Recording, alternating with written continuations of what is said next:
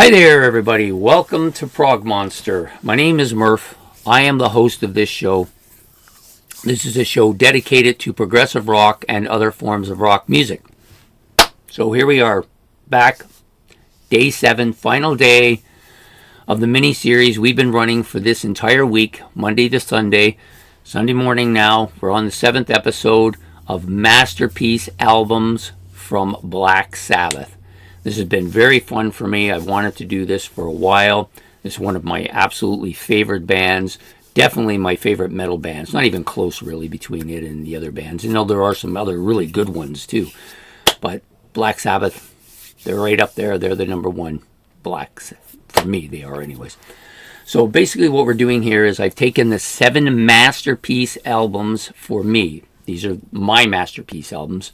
You can have your own masterpiece albums, or if there's a definitive list of masterpiece albums that you would rather discuss out there, then you're welcome to do that as well. But this is not a definitive masterpiece albums. These are just the ones that I think are masterpiece. And I'm going to tell you why I think they're masterpieces.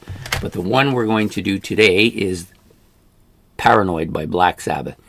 And how did I decide? This is not the ranking show either. I'm not ranking this according to my least favorite to my most favorite, or my most favorite to my least favorite. So this isn't my favorite necessarily album. I just did some dice rolling with these 7 albums and put them in the order of who was ever the highest roll to whoever was the lowest. This one only had the lowest roll, so it's going last, which is day 7. And so I don't want to give you the impression that in any way, shape, or form that I think this is the definitive Black Sabbath collection. It isn't. These are just the 7 that I have. And for me, Black Sabbath has 7 masterpiece albums, in my opinion, that more than any other band that I have, they have the most. And they have the most for a reason. Their albums are consistently fantastic to great to fantastic, whichever way you want to put it. I love most of the stuff that they do. In fact, it's very difficult on any of these 7 masterpiece albums for me to really say this song sucks. I don't think there's a single song on any of the 7 albums that sucks. There's some that I don't listen to as much because they're not among my favorites, but definitely all great albums. And this one is no exception to the rule for sure. So, released on September the 18th, 1970. This is the 2nd studio album by this band. And by this time now, if you've looked through, you know that the original debut album wasn't amongst my masterpieces. And it's not among my masterpieces because, first of all, it's disappeared off my shelf. I don't even know where it went. I own the original and gave it to my sister, so it's never really gotten into it. I think part of the reason I haven't gotten into it is because I haven't had it.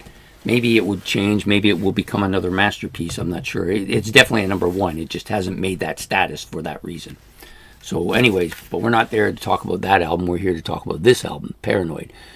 So this became a masterpiece around the same time period as all of the other six of the other 7 Black Sabbath albums became masterpieces. It was in the early 70s, or 70s, early part of the century is what I meant to say, when my daughter was still young and I was out working in 2 jobs and I was driving in my car and I was listening to all this stuff I hadn't listened to for years and some stuff that I had even unpackaged, and I started listening to my Sabbath collection. I said to myself, wait, how come I have these albums that are my favorites? These, I wanted to put it into some kind of structure, so I decided to call some albums masterpieces and rank the other albums 1, 2, 3. That's how I started it.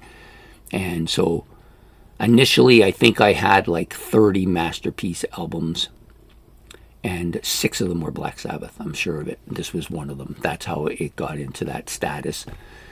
And all 6 of those Black Sabbath albums have remained masterpieces, where some of the other albums I had originally put as masterpieces have now dropped off that stature and been replaced by other albums. But anyways, that's how it became a masterpiece for me. So my personal feelings is I'm very attached to my Sabbath albums. I like them all. This one maybe has the worst cover on it. Between this and Born Again are probably the worst 2 covers. It's kind of a weird cover. I've always thought this was weird. It's like they threw some guy together and photocopied him running and got it staggered a bit. It's kind of stupid looking, actually. But, and anyways, it has no reflection on the contents of the album, though. This album is very different than some of the ones we've done prior to it. Some of the most famous Sabbath songs are on this album. This album suffers more from burnout than any of my other Sabbath albums for that reason, because they're just overplayed. They're on the radio, they're on all the YouTube sites, they're on the movies, they're everywhere. These songs that get overkill. There's a couple of them that are like just burned right out, but I still love them anyways. So we're going to talk a bit about the tracks on the album. So there's 8 on this album. All of them are really good. The only one that I never really warmed to, and still never have really warmed to, is Rat Salad. I know it's a good drum solo and stuff, but I just, yeah, not really my cup of tea. So, but the rest of it, top notch. So side 1 to me is, if you watch my side albums that I've done recently, side of albums, I chose side 1 of this album as being a perfect side, and it is. Every song on this side of the album is fantastic. It's classic. It's well known for the most part, and has been in movies, all these different things. So War Pigs, of course, many feel is Sabbath's best tune ever. I can't argue that. I really can't think of a Black Sabbath song that I would rather listen to than War Pigs. It's always one of those songs I go to. Of course, they've got it as Luke's Wall too, but nobody calls it that. We all just call it War Pigs. That siren at the beginning, so ominous. That heavy riff, the drums in it are great, amongst Bill's best. And I think Ozzy's voice really suits this song more than anybody else's. And I love Dio, but he doesn't do War Pigs as good as Ozzy Osbourne. And I wouldn't have said that a couple of years ago, because I argued somebody at that point, only to find out later I was wrong, which is quite frequently, actually. Paranoid, of course, is their big kind of radio hit. Really, really overplayed, more than... If I was the list of the most overplayed songs in history, it's up there in the top 10 for sure. Still a great tune, no matter how you want to... I just rather not hear it anymore, even though it's the title of the album, right? So... of course, Planet Caravan has become, I think, probably right at this moment, is probably my favorite tune to listen to on this album. It's very psychedelic, very different than the rest of the tunes. At first, I just thought it was a weird song. This and Electric Funeral I used to think were really weird songs, but it's very psychedelic and it's really kind of...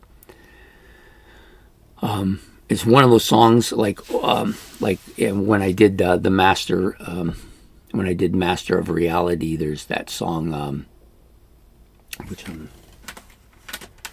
forgetting the name of it. Yeah, Solitude. That was the one I think of. Solitude, Planet Caravan. Both 2 songs I really love to listen to on headphones quite a bit. This one, probably my favorite of the 2 right now, although over the other one, which I always forget the title of, but I like that one quite a bit originally anyways. But this song, maybe my favorite right now on the album. Iron Man, again, the other song on this album is really, really played way too much. It's a heavy song, really catchy. People hear that, they right away, they know what's coming. My daughter was actually surprised that Black Sabbath was the band that did that. She says, "Oh, they're the ones that do that song. I didn't know that." Well, there you go. Now you know. Yeah, just a really well put together first side. Second side is not much worse. Although if you took Rat Saw off the other side, I would say it was probably about even. Electric Funeral has become one of my favorite tracks. Really psychedelic, really different. It's a scary tune in some ways.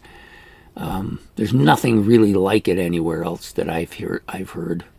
Maybe there is. Many of these Sabbath songs have started out genres of music, and this maybe has started something I'm not really sure. Hand of Doom, always been one of my favorite songs on this album. Catchy riff, catchy song. The Brat Salad, of course, we already said that. Jack the Stripper or Fairies Wear Boots. Fairies Wear Boots, great track. Everybody loves that. I love the catchy guitar on that too. This is really good, and this is very reminiscent of the Vietnam War style. Everybody was writing anti-war songs at the time, and lots of stuff going on here on this album for that. So it hasn't changed. This album hasn't changed much status. Maybe a little burned out now over the years because of the overplay by so many different sources. I don't listen to the radio anymore, so it's not really being affected as much as it once was. I actually think this is a great, fantastic album. Many people feel this is Sabbath's best album. I'm not going to argue with them. It may not be their best album, but it's the most well-known album, I would have to say. And the current status with it, it's actually kind of a little bit of a revival right now with me. I've been going to it quite a bit lately. I've done one video on one side of it, of course, and now it's here again. So I hope you enjoyed this episode of Masterpiece Albums by Black Sabbath. This is the final episode. I thought about maybe doing a few honorable mentions, but it's not really an honorable mention if you're not a Masterpiece album. So there's no point in doing it. We all know what the other Sabbath albums are. Some of them will, I think, pressure to become masterpieces at some point. At least one other one anyways that I can think of. And we will... and there's some of the later stuff, like the Tony Martin stuff, that I haven't really delved too far into. So possibly something from that might come as well. And I also have their last release, 13. It's getting ready for its turn to go in the playlist, so maybe that might too. And Dehumanizer, another great album, and of course the original 2 or 3 that I didn't mention from the Aussie era. So I hope that you've enjoyed doing this series as much as I have. This is the final episode. Episode 7 will come out Sunday morning. If you've liked what I've done, please hit the like and subscribe. It's much appreciated. And any comments about today's album or any of the other albums or Masterpiece albums or Black Sabbath or me or anything that relates to it, please put it in the comment section below. And don't forget to hit the notification bell for the next series. One other thing, this series, of course, is over, so there won't be another series for maybe a week or two. It'll actually depend. For me, it really depends on the weather. If the weather's really bad, I have to do other stuff, and I don't have time for that. So I try to get it in when the weather's better, and I've been lucky. This week's been not too bad. So anyways, I hope to see you for the next series coming up. The final episode of the Kiss series, the original series, will be tonight, featuring Ace Frehley. I hope to get some people out for that. Ace Frehley was my longtime favorite member of the band, till recently when I think I maybe like Paul a little bit more over the last few years, but most of the great stuff that come out of Kiss in recent decades have come from Ace Frehley, so I hope people will show up to support Ace tonight on the final episode of that series. So take care and have yourself a good day. We will see you then. Goodbye.